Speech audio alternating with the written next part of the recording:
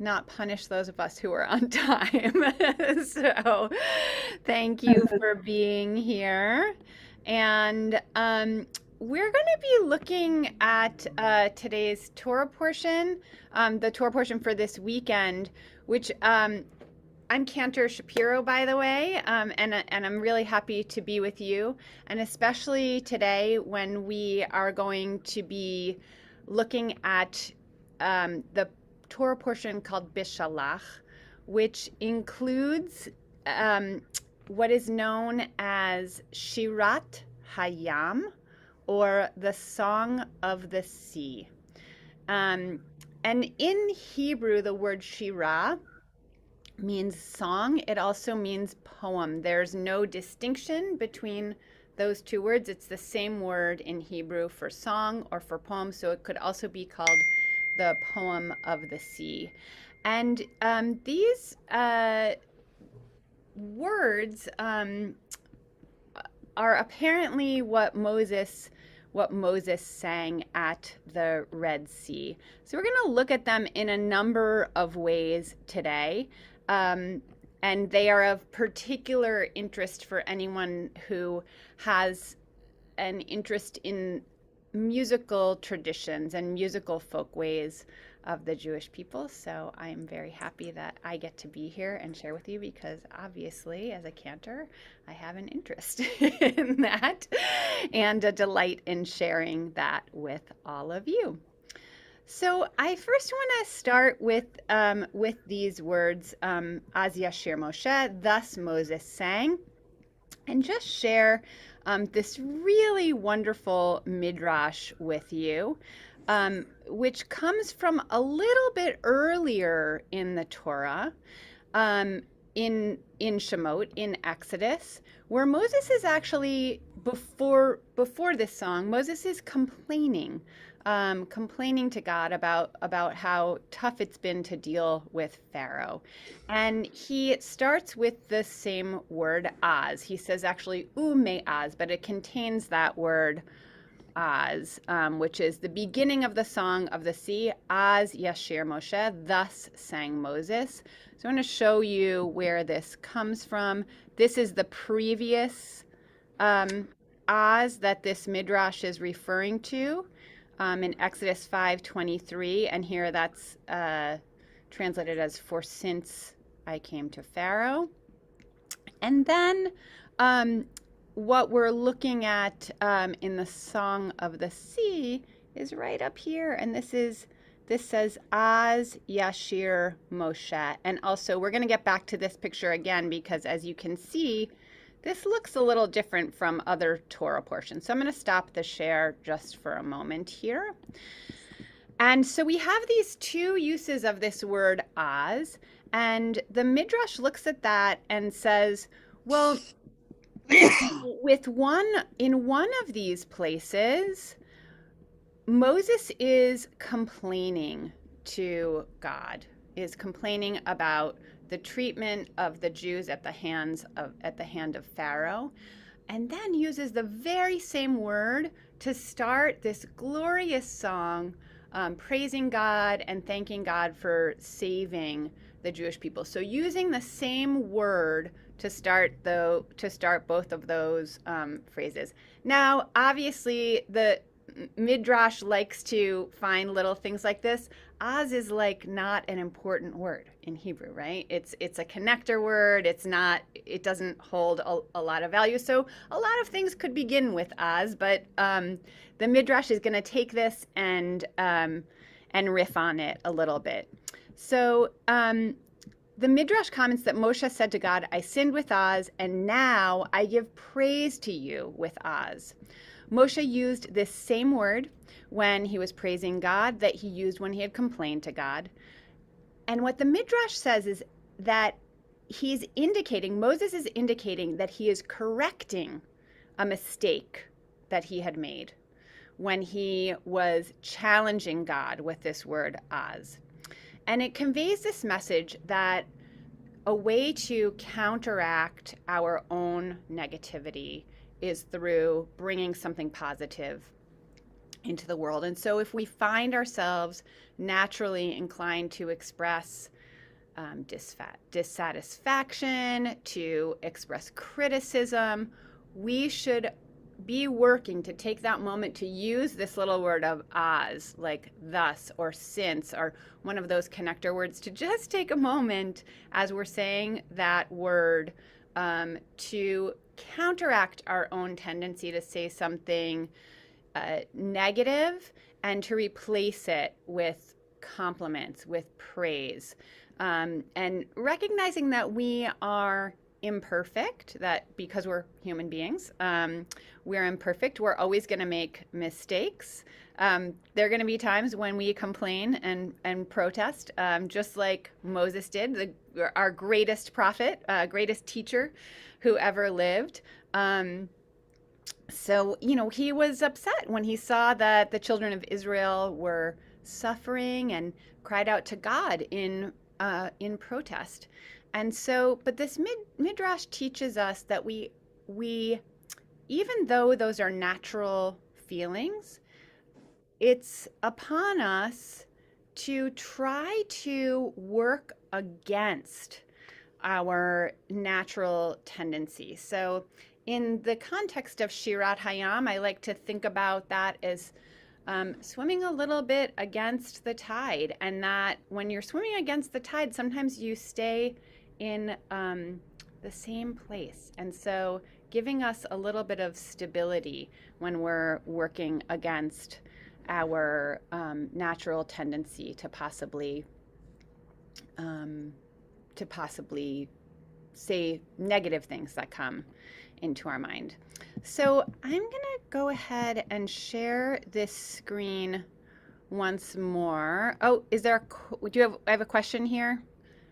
I just wanted to ask you, do you find that because he was complaining when he started singing, I found that when you start to complain, you just start to think of something positive and take your mind off the negative and you sing, it dissipates and goes away and you feel so much better because you're praising in the midst of whatever you're dealing with. It just takes away all the unhealthy energy and you feel closer, more at peace with the music and the song. That's beautiful. I hope that that can be a source of joy and moving us toward that right direction for many of us. Sometimes it takes more than that, right? Yeah, you Um, don't feel like you yeah, don't feel like right. singing, but I found Exactly. that Yeah. yeah, yes, thank But you, Cantor. yeah, but I do think that's a beautiful comment, and thank you for sharing that. Um, and I think that you're hitting on something in that even when we're feeling down or negative or having, a less positive moment, that an action, right, can take us out of our heads and out of this, if we're in a spinny negative cycle, that actually doing something rather than just staying with the thoughts that are cycling, actually doing something can take us out of that. So singing is one of those things that can take us out of that. Going for a walk, so many different things that we can do to kind of reset ourselves. And so maybe that's what Moses was doing is resetting and bringing something positive in. But certainly being freed from slavery would be an impetus to move out of that difficult place, difficult negative space, and move into a positive space. I see that someone has put something in the chat. Oh, okay, great. Um, Beautiful. So I'm going to go ahead and share my screen again. I want to show you what Shirat Hayam looks like. So if you look up on the top here, you'll see this is what the Torah normally looks like. Just the words it's beautiful, but the words are set to close together. And every once in a while, you'll have a little break like this one down here. But if you take a look at Shirat Hayam that begins here and ends here, you'll notice that it's set completely differently. And I actually want to back up just for a moment and talk about the Torah scroll in general to make sure that everyone has an understanding of what we're actually looking at here. So this is parchment, which is basically like a very, very thin leather. And then if you'll see over here, you can actually see the stitches that these pieces of parchment are sewn, hand sewn together, Mhm. and that you have the ink that is used to create this is applied with a quill and actual feather, and every single thing that is used to create a Torah scroll is 100% natural. So it's a real art form, and every Torah scroll is created in that way by a trained scribe, and it takes a scribe about a full year to create a Torah scroll. So just to put that in the context of what we're looking at here, and then to say that this song of the sea is set differently within the context of what the normal Torah text looks like. So the reason for that is because it is a song, it is poetry. And in English, one of the ways that we know we're looking at poetry, one of the ways you can recognize poetry is you might see rhyming. In Hebrew, generally that's not what we see, and particularly in biblical poetry, often what we see is uh, two lines that echo one another in terms of what they're saying. And that's one of the things that tips us off to the fact that it's poetry. In the Torah, we also often have this clue that it is set differently by the scribe. And Shirat Hayam in every scroll is going to look like this. And what's beautiful about this is that if you take a look at this, you can see Shirat Hayam means the song of the sea. And if you look at this, it looks like waves. So the text is echoing the waves. So you may have seen modern poetry that sometimes is set out on the page to look like that the text is set in a certain way so that it evokes an image. That's what's happening here, that we are seeing the image of the waves, and that we should almost feel as if we're standing by the sea as we see those words. Does anybody have any question about the Torah text itself and how it's set there? Okay. It's so beautiful, so I just wanted to share that. Yeah. I do. If it's Aleph, Bet, Gimel, Shun, I can't see the lettering. But you said standing by the sea, Yeah. as if we're So standing by the waves. I just got to share this because after Moshe passed away, my husband, I was asking for a sign from God. I was by the ocean, and I was wearing purple. And I said, if everything's going to be all right, Lord, please give me a sign.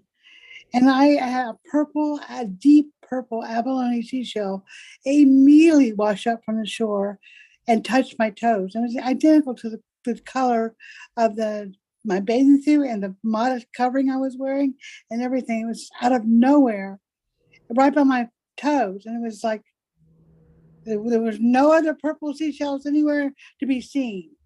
So this like what you said, watch up the song of the sea. That to me was a song from the sea. very And his name was Moshe, my husband. So I had to share that. beautiful. Beautiful. I'm glad you had that experience and that it brought you comfort. I was in awe. It's Yeah. amazing. Yeah.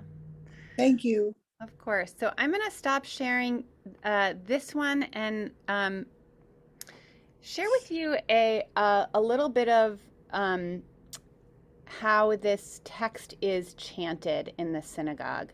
So another thing that's special about Shirat Hayam is that in addition to the Torah trope, the text is sung in a particular way with a particular melody that is imposed upon it. So rather than having it just be the straight Torah trope that you're used to hearing, there every once in a while, there's a melody that's laid on top of it, a special Shirat Hayam melody. Now, um, in at Wilshire Boulevard Temple, you're going to hear a melody that's used amongst Ashkenazi Jews, but in temples around the world, there are different melodies that are used. So I wanted to share a little bit of some of those different melodies with you. And the first one that we're going to hear, this is a chazan in a Spanish and Portuguese synagogue, but the melodies that he is using are Moroccan. So he most likely is of Moroccan descent. So I'm going to play a bit of him chanting this for you so you can hear what that sounds like.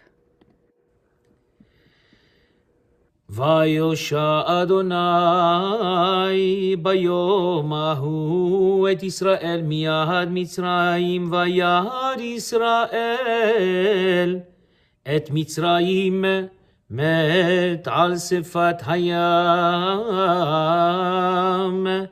וירא ישראל את היד הגדולה אשר עשה אדוני במצרים ויראו העם את אדוני ויאמינו באדוני ובמשה עבדו אז ישיר משה. So that was just right there where he started with the Az Yashir Moshe, the words that we started with. So Az Yashir Moshe. ובני ישראל את השירה הזאת לאדוני ויאמרו לאמור השירה לאדוני כי גאו גאה סוס ורוכבו רמה וים. Okay, we're going to stop there. And I think someone had a question and was raising their hand. Benjamin, did you have a question? Cantor, thank you. Not really. I just got more of a comment that I grew up in a conservative synagogue in North Hollywood, and even though that was, you said it's Moroccan, it sounded very familiar. Oh, beautiful. Wonderful. Yeah. So there may have been beautiful. an influence. I mean, it's very interesting because depending on where the chazan is from or who their teachers might have been, these melodies move between communities. So, I did some work studying the melodies of Jews in Ireland, and at the time I was there, they had a chazan who was from South Africa. So they ended that particular synagogue. It was an Orthodox synagogue in Dublin, ended up doing a lot of South African melodies. So you never know where those melodies are going to come from. They follow us, and it's a wonderful thing that we get to share these. So I want to share another setting with you, and this one is really interesting to me because, Benjamin, thank you so much for saying it. You helped me set this up so perfectly. So this particular example is really fascinating to me because this is the Spanish and Portuguese melody, but it's being done in an English synagogue. So in an English synagogue, there are a couple of things that are going on. There are Spanish and Portuguese congregations in England. This is not one. I am guessing that it is not one. And the reason why is because you're going to hear the pronunciation of the Hebrew, which is there's an Ashkenazi pronunciation of the Hebrew here. So that's a clue to me that this is not a Spanish and Portuguese congregation, but this melody, and when you hear it, you're going to know why it's it started being used in the Spanish and Portuguese synagogue in London and then really went throughout England because it's such a really catchy melody. Everybody likes to sing it. And the other thing that's interesting about this is that in synagogues in England, there's a very strong choral tradition. So there is a call and response between the person who is presenting and then a choral response. So I'm going to stop talking and play this beautiful setting for you.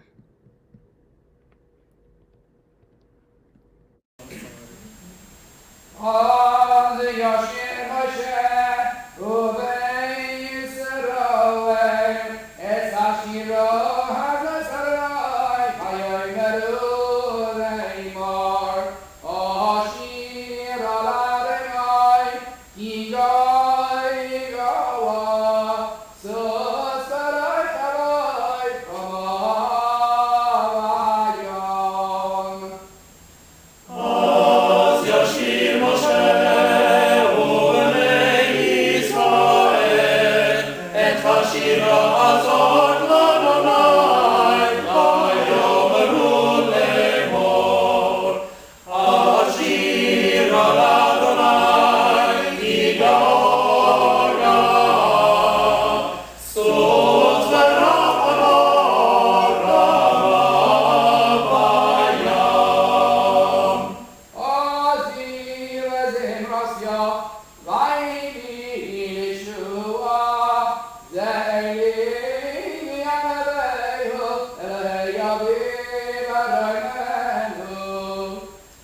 Ozir וזמרת יבואי לישועה, זמרי ואלוהינו, אלוהי אביב ארוך ממנו.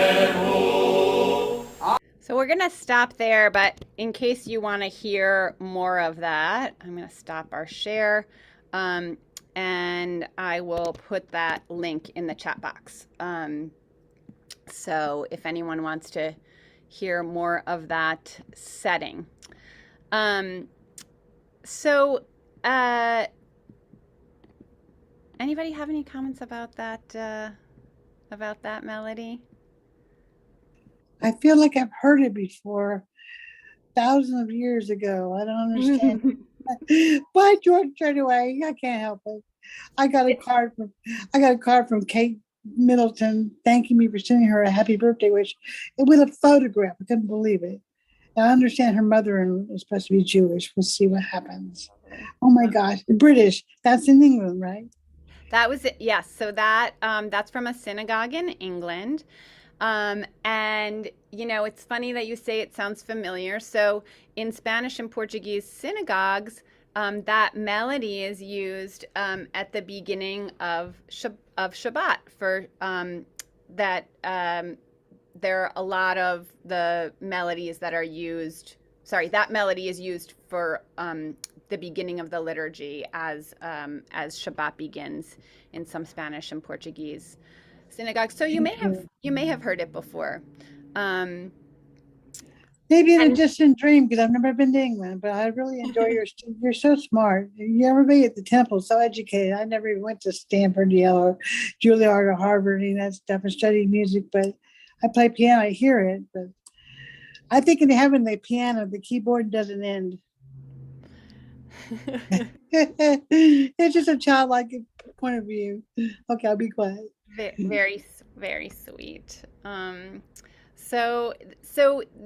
These are just a couple of examples of the different ways that Shirat Hayam can be chanted. But the thing that is consistent is that while the special melody that's applied is different, there is always a special melody applied. So that melody is different within different communities and handed down orally, but that the special melody is applied. Now, what is different about the Spanish and Portuguese tradition is that the entirety of Shirat Hayam is set to that melody, whereas within Ashkenazi communities, you move in and out of the Torah trope. So going in and out of that, the special melody, and then back into the standard Torah trope. So I would love to share another piece of text with you, and I'm gonna bring that up right now.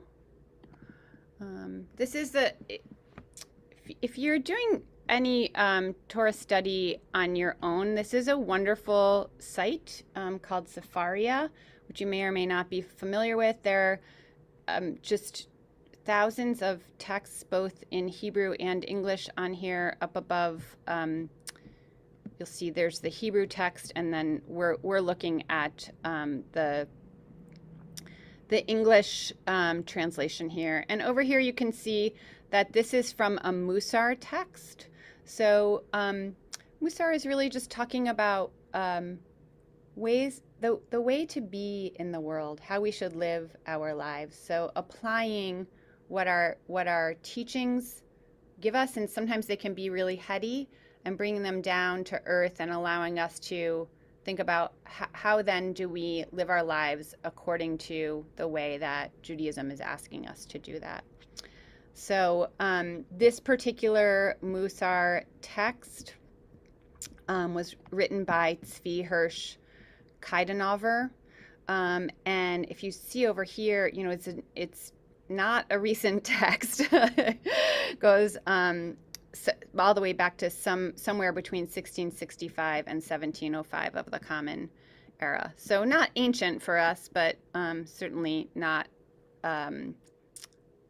contemporary either. So this text is citing the Zohar, and it says, whoever recites the Song of the Sea, Shirat Hayam, with devotion, merits to see the face of the Mashiach adorned with the crown that the Holy One, blessed is he, placed upon him when Israel traversed the sea and merited reciting that song for the first time. So this is a little bit reminiscent of Shavuot to me. It's like this moment of that if we're all blessed enough to be able to hear someone chanting these words, it's as if we're standing at the sea again, having that experience and seeing the face of Mashiach. So it's this moment almost of revelation applied to this particular song. And then our text goes on to say, may it be the will of the Holy One, blessed is he, that in the merit of this holy song, which is recited by Israel on the last 2 days of Pesach, we will be worthy of seeing the face of our King, adorned with the crown mentioned above, and may we merit singing that song in the creation of the righteous speedily and in our day. So I loved the idea of bringing this text to you, just with the idea of sharing that blessing with all of us. We did get to hear those two beautiful renditions of this. So even though we're not together in person in this moment, I hope that we have a glimpse of holiness through that, through our tradition, and through the fact that there are so many different manifestations of what that means. We sometimes, especially around Passover, I for the very first time in a really long time did not host a Passover Seder this year. I was traveling with my daughter to the East Coast to look at colleges, and we spent a Seder with a Hillel, which was really wonderful. We had a great time. But I'm not going to lie, I missed the traditions of my family. We get attached to our own traditions, and I know I get attached to saying, oh, the way I do it is the best way, right? So I think we all have that tendency to really get attached to our family traditions. And I think Pesach is one of those times where it is more strong than usual.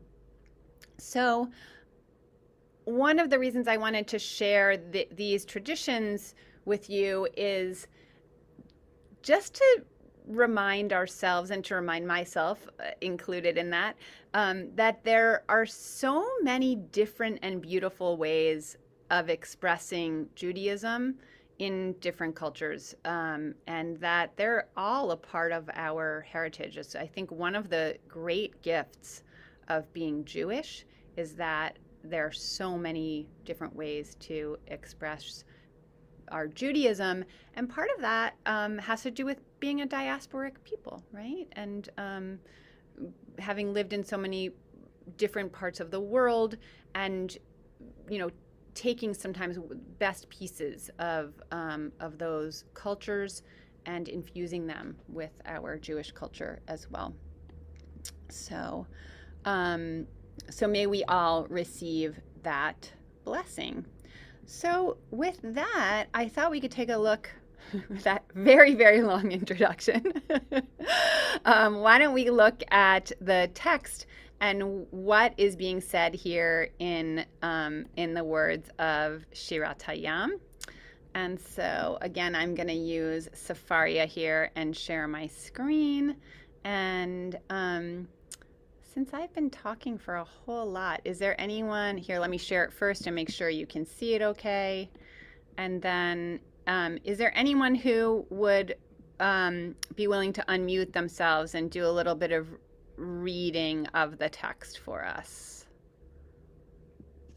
I'd love to. Thank you.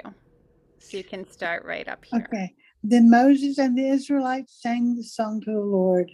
They said, I will sing to the Lord, for he has triumphed gloriously. Horse and driver he has hurled into the sea. The Lord is my strength and might. He has become my deliverance. You can continue. This is my God, and I will enshrine him, the God of my father, and I will exalt him. Lord, the warrior, Lord is his name. Pharaoh's chariots and his army he has cast into the sea. And the pick of his officers are drowned in the sea of reeds. The deep covered them. They went down to the depths like a stone. Your right hand, Lord, glorious in power.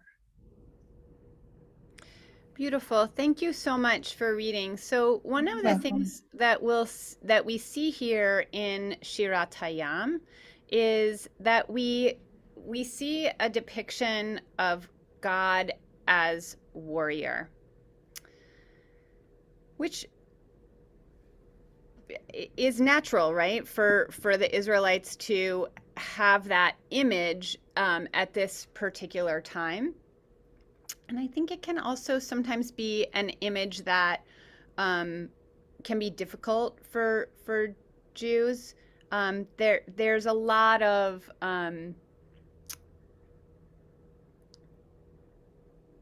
there's some anti-Jewish rhetoric that talks about the Jewish God being a God of anger, right? And so when we see these images of God, it can be hard because sometimes that plays into some other religions' depictions of what Judaism is.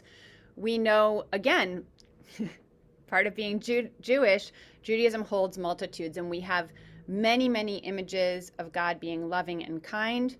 But in this particular instance, no question about it, God is depicted as an image of strength and of really masculine strength, quite honestly. It's very, very evident here in this Song of the Sea. And by the way, this particular translation in Safaria right now does use Lord as and he. If you prefer a different translation, that's totally okay. It just happens to be the one that's chosen here. Penina. There is a reason why he was portrayed as a vengeful God, because Pharaoh was considered to be a god. Of course. And the whole idea of getting out of there was to show that God, our God, the God that they couldn't see, is actually stronger than Pharaoh. That was the reason for Makat Bechorot. Yes. The plague of the firstborn, because the firstborn usually became the king. That's And right. that king was supposed to be in Egypt a god or a direct son of God. So there was a power struggle there, and Absolutely. Yeah. they saw when Moses definitely wanted to show at that moment that the God that they're supposed to believe in is the God Almighty, who can even overthrow Pharaoh and cause the death of the king's first son, who will futurely later become another Pharaoh. So that's that. Nina, thank you so much for pointing that out. And absolutely, that's exactly what's going on here. And this is one of the ways that God is portrayed in Tanakh, 100%. So we'll go on a little bit here. Your right hand, O Lord, glorious in power. Your right hand, O Lord, shatters the foe. In your great triumph, you break your opponents. You send forth your fury. It consumes them like straw. At the blast of your nostrils, the waters pile up. The floods stood straight like a wall. The deeps froze in the heart of the sea. The foe said, I will pursue, I will overtake. I will divide the spoil. My desire shall have its fill of them. I will bear my sword, and my hand shall subdue them. You made your wind blow. The sea covered them. They sank like lead in the majestic waters. And here we have this text. Who is like you, O Lord, among the celestials? Who is like you, majestic in holiness? Awesome in splendor, working wonders. And if that English text is not familiar to you, you may very well be familiar with the Hebrew. And so I am going to chant that for you right now in the Shir HaShirim trope that we use here at Wilshire Boulevard Temple. Mi chamocha bailim Adonai, mi kamocha nedar b'kodesh, nora tehilot osefele. So that right there is where mi chamocha Oh my comes gosh, from. what a beautiful voice. Thank you. So that right there is where those words mi chamocha come from, that we sing every time we're together. We sing them in prayer. They are part of our liturgy. We call it our Song of Freedom, and that is lifted right here, right out of Shirat Hayam, and then placed within our liturgy. So we'll go on a little bit. You put out your right hand, the earth swallowed them. In your love, you lead the people you redeemed. In your strength, you guide them to your holy abode. The peoples hear, they tremble. Agony grips the dwellers in Philistia. Now are the clans of Edom dismayed. The tribes of Moab, trembling grips them. All the dwellers of Canaan are aghast. Terror and dread descend upon them. Through the might of your arm, they are still as stone, till your people cross over, O Lord, till your people cross, whom you have ransomed. So this is a little bit of foreshadowing as they're entering the land that there's trouble a brewing here. This is a time of conflict. A time of conflict. We've left one place of conflict, and we're heading toward more until we reach the Holy Land. So the song goes on. You will bring them and plant them in your own mountain, the place you made to dwell in, O Lord. The sanctuary, O Lord, which your hands established, the Lord will reign forever and ever. For the horses of Pharaoh, with his chariots and horsemen, went into the sea, and the Lord turned back on them the waters of the sea, but the Israelites marched on dry ground in the midst of the sea. So these so far are all Moses's words, as we had in the beginning, Az Yashir Moshe, thus Moses sang at the shores of the sea. So all of this is what Moses is chanting to the Israelites, and you saw earlier when I played you that piece from the English synagogue where there was the choir that was the back and forth. There is um, there is a tradition that says that Moses sang these words to the Israelites and that they chanted them back to him, and that was part of this tradition of Shirat Hayam. So, in this piece we may be familiar with as well, verse 19 here. Um, there is that midrash about the the angels rejoicing and God saying we don't rejoice even when one of my creatures is killed, because we are all created B'Tselem Elohim, in the image of God.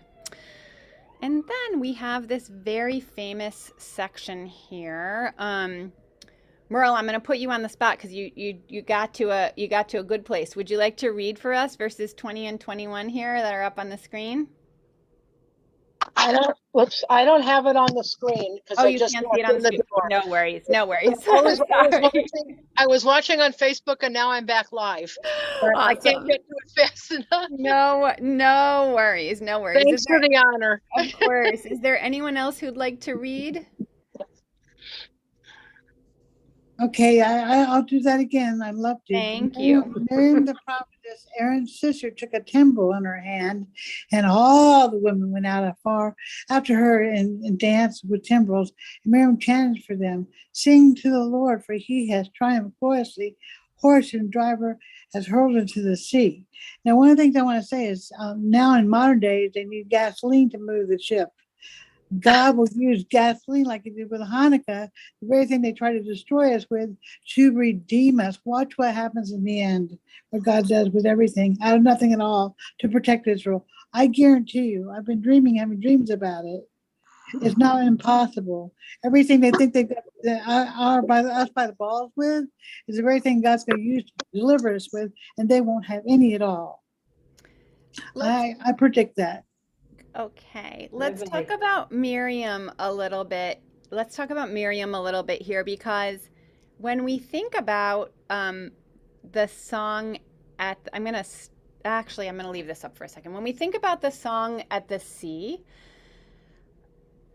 because of the amazing and wonderful influence of Debbie Friedman and her well-known Miriam song, and the women dancing with their timbrels followed Miriam as she sang her song. This has become so popular, and we often have timbrels at women's seders, and Miriam is such a dynamic figure that when we think about the Song of the Sea, the song that was sung at the edge of the sea, it's all attributed to Miriam. But what do we see here? We have two verses. Two verses, one of which is introductory, and the other of which is Miriam's words, which is one line of poetry, right? We have this here, sing to the Lord, for he has triumphed gloriously, horse and driver he has hurled into the sea. So that's that pairing there of how we know that this is poetry.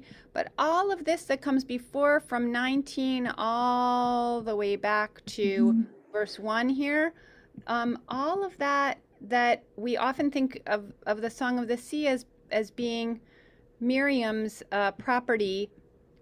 It's just these last two verses that are attributed to her, and so I'm going to stop our sharing now and just ask about why you think it might be that while there's so much written that we have as part of our heritage, that these are the words of Moses, why is it that we have such focus on Miriam and have almost given her the honor of that all of these words belong to her. Anybody have an insight they want to share? Because she was a prophet or deemed a prophet. Moses was a prophet A too. prophetess. Yeah. Yeah. Yeah. Because Moses, she And was the, yeah. she was a woman Well, speaking. usually those are the voices we pay less attention to. That's why I'm saying this, because Moses was the one that always spoke, but now this time is a woman Yeah, standing up. she's giving like a little, a little bookend to his words. Benjamin, did you have something you want to share? well, sort of from a non-learned perspective, you do attribute, I guess this is a overly generalizing, certain qualities to women, peaceful, beauty, the home, those types of things. Is it to assign some of those characteristics to these verses? Oh, that's really interesting. That could definitely be a part of it. So here's my insight, and it's really, this is conjecture, as all of this stuff is, right? So, and I think sometimes it works this way with music in general. Like if there's a lot of space, it's easy for an instrumentalist to elaborate musically if they are improvising. Okay. With Moses's words, like he goes on for quite a while. And there's a lot of information there about what happened, how God did it, how he views God as this mighty warrior. And so it's all kind of filled in for us. Like we know what was going on in Moses's head. We know how he experienced this. He's very clear about it. So the rabbis don't have a lot of work to do there. It's kind of explained. They don't have to do a lot, and there aren't a lot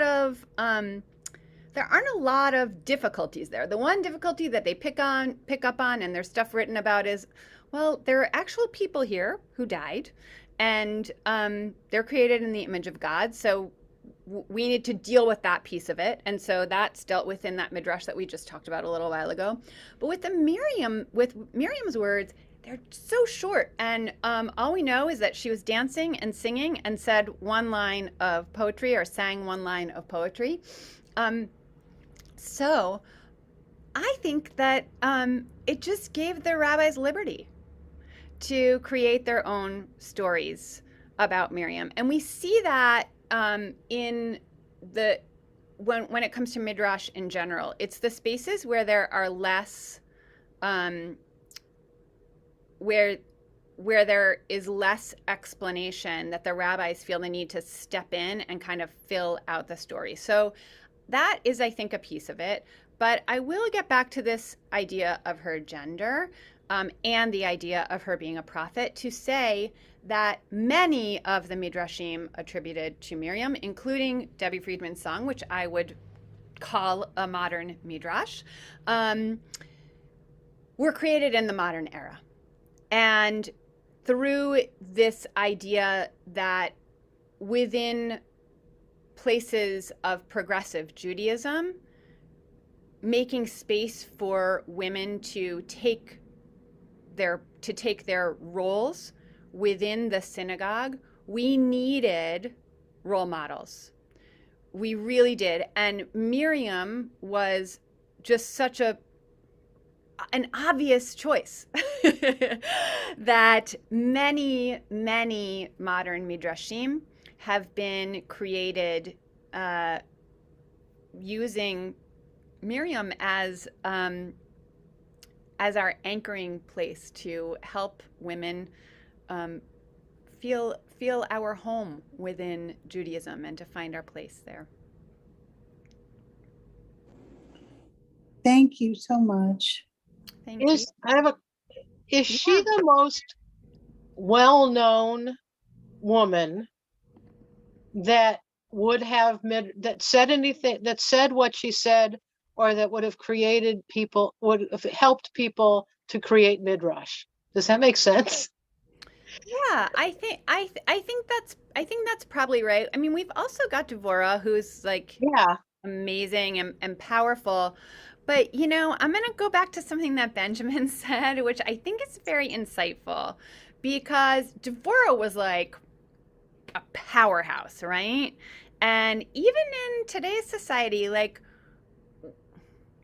women women like Devorah um don't get all the due that don't get all that they are due. Don't get all the respect that they are due because we want to see qualities like the ones that Benjamin ascribed to Miriam, right? And they're there with Miriam. She's a caretaker of her little brother Moses. I mean, talk about being a mother figure.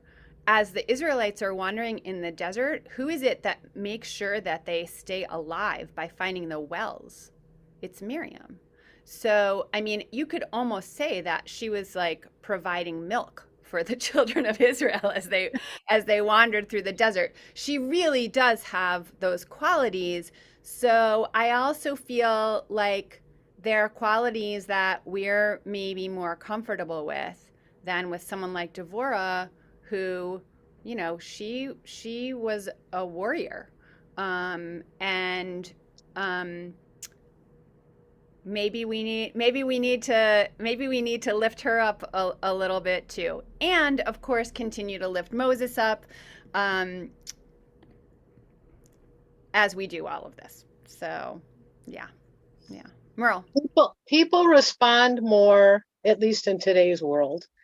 People respond more to nurturing power than to powerhouse power. Mm-hmm. A lot of people feel very put down by the powerhouse power. And when you're nurtured, as Miriam did, then I think you feel more comfortable with what she is capable of doing and how she's going to be inclusive. Maybe. I like that. I'm thinking from the social worker point of view. Yeah. Yep. Yeah, I think you're right. I think it's also really interesting sociologically to look at how, certain behaviors are expected and lifted up for men and different ones for women. And, if Devorah's behaviors would have been totally normal and expected if she were a man, particularly during her time, but completely out of character as a woman. So just, fascinating to notice, and wonderful that our tradition gives us all of these things to think about. So, thank you. I think Barbara Streisand and you would get along great because Barbara talks about women when they're assertive, they're aggressive. Women now we have more rights than we did before, and it's getting better and better. It's got to. Yeah. Well, we stand on the shoulders of those who came before us, and we've got a lot of work to do, all of us together, and in my opinion, all of us lifting up each other's voices regardless of our gender. So I want to thank you all so much for joining today. It's been really nice spending this lunch hour with you. And I want to wish you all Moadim L'Simcha, Chag Sameach, and Shabbat Shalom. Thank you, darling. Great weekend. Thank you. Shabbat Shalom. Chag Sameach. Bye, everybody. Thank you, Cantor. Beautiful. Thank you. Beautiful to hear you sing today as well. Thank you. Thank you, Benjamin. Beautiful voice. Bye-bye. Thank you. Bye-bye. Bye, everybody. Shabbat Shalom. Oh, and thank you to Hannah for being in the Always background. thank you to Always, Hannah. Yes. All right. Take Bye, care, Merle. everybody. Bye. Bye. Thank you.